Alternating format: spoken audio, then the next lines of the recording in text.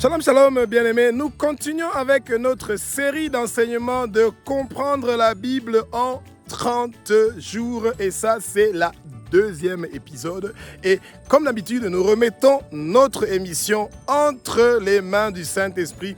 Que le Saint-Esprit prenne le contrôle de cette émission-là parce que c'est lui qui est l'enseignant par excellence. Le Saint-Esprit, c'est lui qui nous inspire, c'est lui qui met les paroles dans ma bouche, c'est lui qui parle à travers moi. Je ne suis que son instrument et vous êtes en train d'apprendre et moi aussi je suis en train d'apprendre en même temps que vous et c'est merveilleux. Alors, la suite de notre émission, c'est de comprendre comment l'Ancien Testament est partagé ou organisé. Il y a 3 types de livres dans l'Ancien Testament. Alors, ces 3 types de livres-là qui sont dans l'Ancien Testament, nous avons d'abord les livres qui sont historiques. Il y en a 17. Ensuite, on a les livres qui sont prophétiques, qui sont poétiques. Il y en a 5. Et ensuite, il y a les livres qui sont prophétiques et il y en a aussi 17. Donc, vous devez retenir la façon suivante. Il y a 17 livres historiques, il y a 5 livres poétiques et il y a 17 livres prophétiques. Donc, c'est 17, 5, 17. Donc, c'est un petit jeu de chiffres que vous pouvez donc faire et vous pouvez donc vous amuser avec ça et écrivez dans un petit bout de papier les livres historiques, il y en a 17. Les livres prophétiques, il y en a 5 et les livres poétiques, il y en a 5. Vous voyez ? Les livres historiques, il y en a 17. Les livres poétiques, il y en a 5. Et les livres prophétiques, il y en a 17. Et au total, ça fait 39 livres. Et donc, c'est assez facile pour essayer donc de comprendre. Et maintenant, nous allons donc décortiquer tous ces secteurs-là que nous avons donc parlé, donc des livres qui sont donc historiques. Et donc, dans les livres qui sont historiques, le premier livre, celui de Genèse. Ensuite, vous avez Exode. Ensuite, vous avez Lévitique, vous avez Nombre et vous avez Deutéronome. Alors, ces 5 premiers livres-là, on a un tout petit peu s'arrêter à ces 5 livres-là. Pourquoi ? Parce que ce sont les livres qu'on appelle le Pentateuque. Ce sont les livres qui ont été écrits par Moïse et c'est là où il y a la loi. Et ces lois-là sont les lois qui sont pour les Juifs. Donc nous, les gentils, les Gentiles, comme on dit en anglais, donc nous les gentils, nous ne sommes pas concernés par cette loi-là. C'est pour ça que cette loi-là n'est pas d'actualité pour nous. Mais attention, les commandements qu'il y a dans Exode chapitre 20 sont de rigueur jusqu'à nos jours. Et c'est pour ça que quand on est un enfant de Dieu, on doit connaître ces choses-là, bien aimés. Et ensuite, quand l'histoire de Moïse se termine, il y a Josué qui prend le relais. Et donc, parmi les 7 livres qui parlent de l'histoire des Juifs, eh ben, vous avez aussi le livre de Josué qui fait partie de ces livres-là. Ensuite vient le 7e livre qui est le livre des juges. Eh bien, bien aimé, au début, le Seigneur n'avait pas besoin des rois. Il avait des juges et ça suffisait. Et c'est lui qui était le roi des rois et qu'il était le Seigneur des seigneurs. Mais les Juifs ont commis l'erreur fatale et monumentale à ne pas faire. Ils ont demandé un roi. Et c'est là que le dernier des juges qui était Samuel a choisi donc Saoul. Et c'est bien de pouvoir comprendre comment ces choses fonctionnent. Donc vous avez donc les Pentateuques, ensuite vous avez donc Josué et ensuite vous avez donc les juges et ces 7 livres-là parlent de l'histoire de Israël. Ensuite, le 8e livre, c'est le livre de Ruth. Et ce livre de Ruth-là n'est pas directement lié à l'histoire chronologique de l'histoire des Juifs.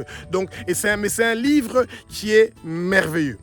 Ça parle déjà de la venue du Christ. C'est pour ça qu'il faut lire ce livre-là, le Ruth, et ça va beaucoup vous inspirer et ça va vous donner beaucoup de courage de façon que vous puissiez comprendre comment notre Seigneur avait déjà commencé depuis longtemps à préparer comment il allait venir pour mourir et verser son sang pour que nos péchés soient pardonnés et que nous soyons sauvés.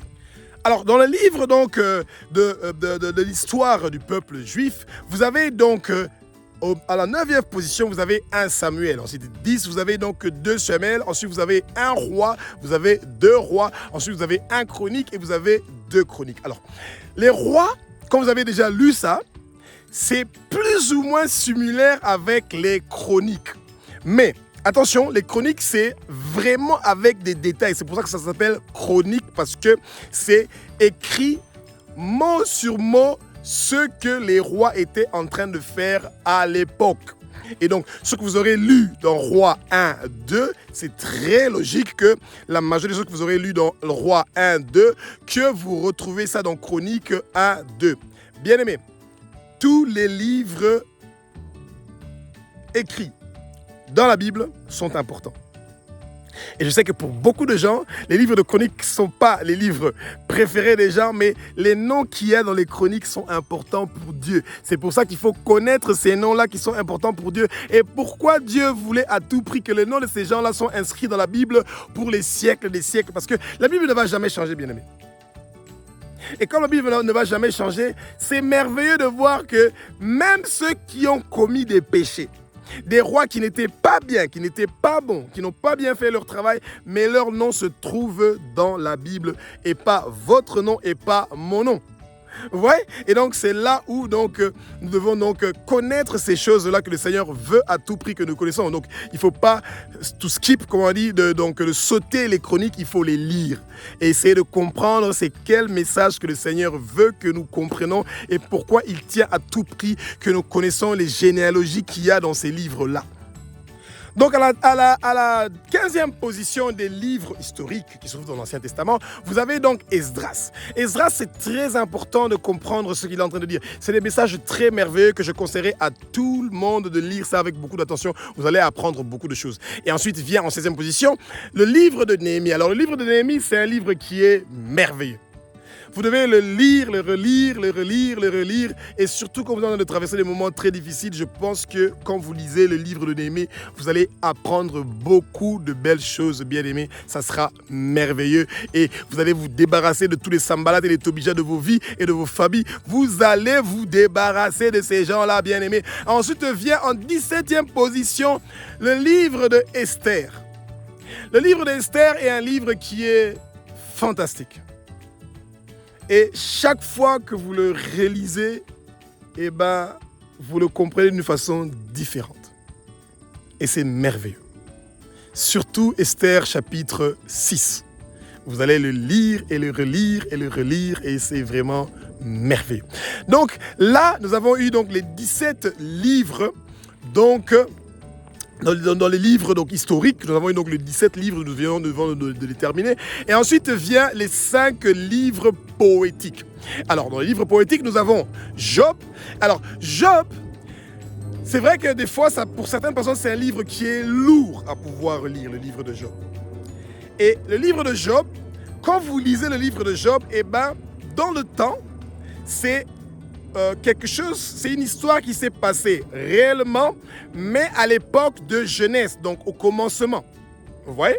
Et c'est comme ça que vous allez voir que dans le livre de Job, vous voyez que Job, il aimait Dieu, il avait la crainte de Dieu, mais Job n'avait pas encore cette connaissance du combat spirituel comme nous l'avons reçu dans le Nouveau Testament. Vous voyez? Et ensuite vient les psaumes. Les psaumes, bien aimés, c'est quelque chose que c'est dommage que beaucoup de gens ont transformé ça comme des récitations. Pourtant, les psaumes, ce sont des poésies que même le Christ lui-même était en train de les lire régulièrement et fréquemment. Et les psaumes ont été écrits à partir donc de 1 Chronique et de 2 Samuel. Donc c'est quand les rois ont commencé et c'est là où il y a beaucoup de psaumes qui ont été écrits et d'autres psaumes ont aussi été écrits à l'époque donc de Moïse et c'est merveilleux, surtout les psaumes de David, les psaumes d'Asaph, les psaumes de Salomon. Non, bien aimé, la parole elle est merveilleuse.